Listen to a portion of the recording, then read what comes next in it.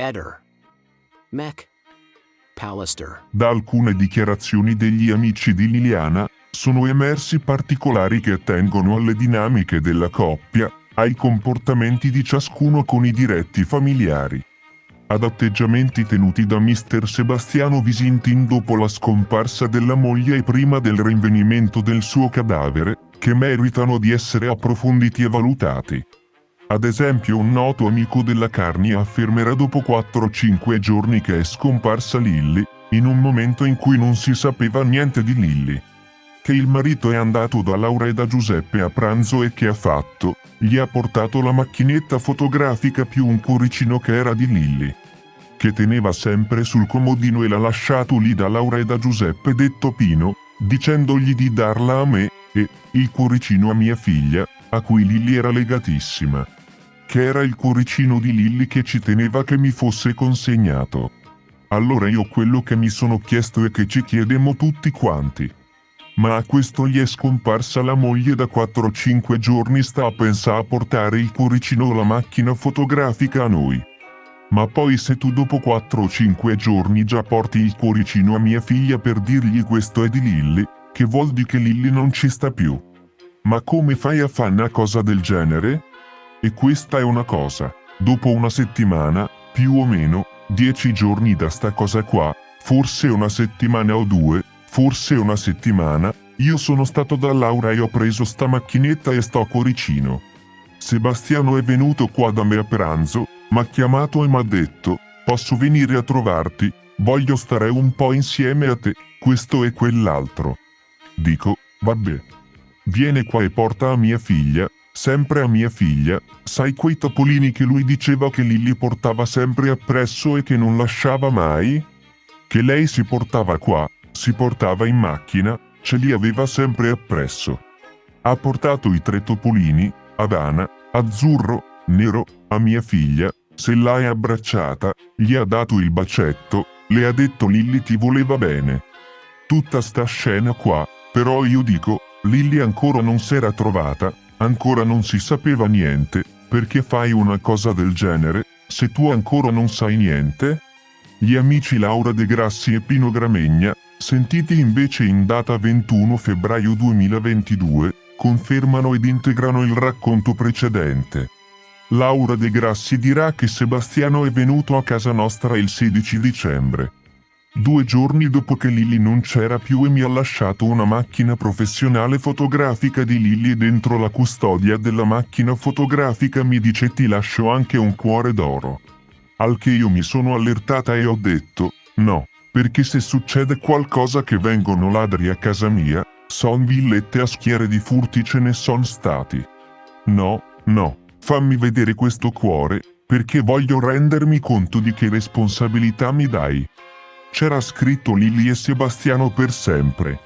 Gli ho detto io, questo sarebbe di oro. E lui, sì è d'oro perché è il cuore di Lilly.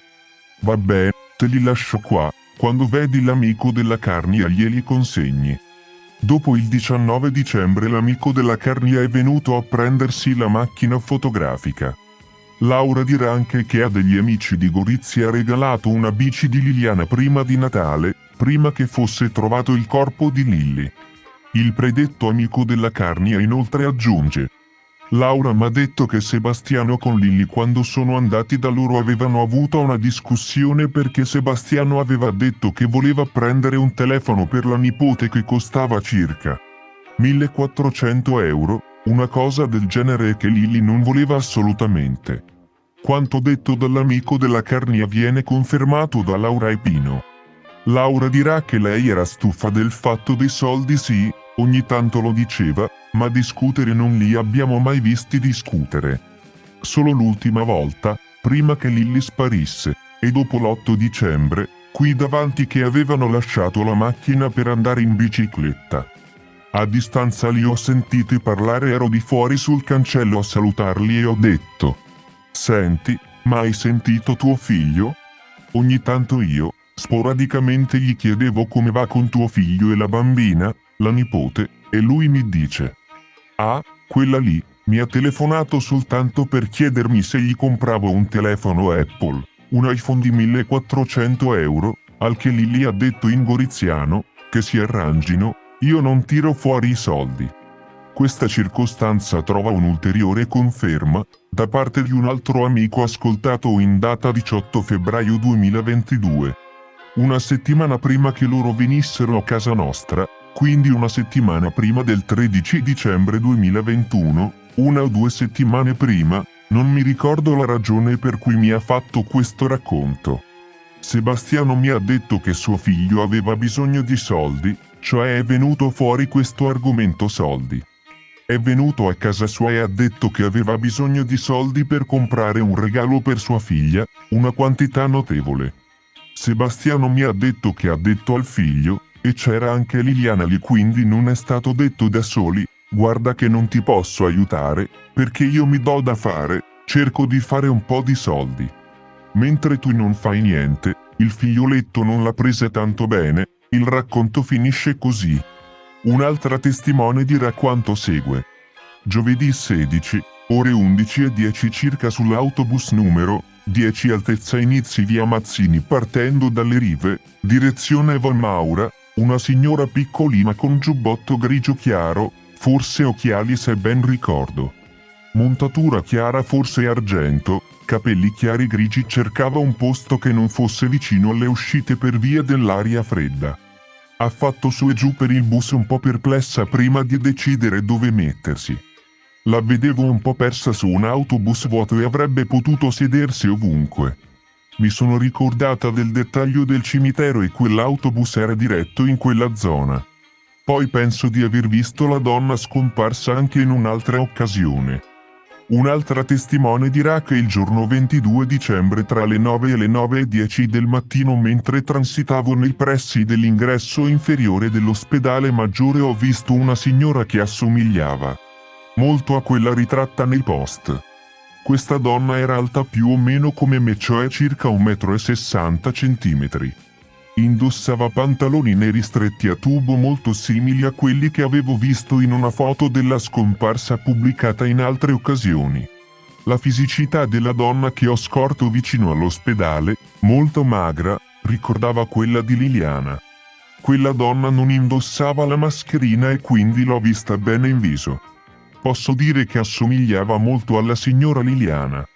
Aveva una borsa piuttosto grande a tracolla di colore scuro, forse marrone. La donna indossava un cappello di cui non ricordo il colore.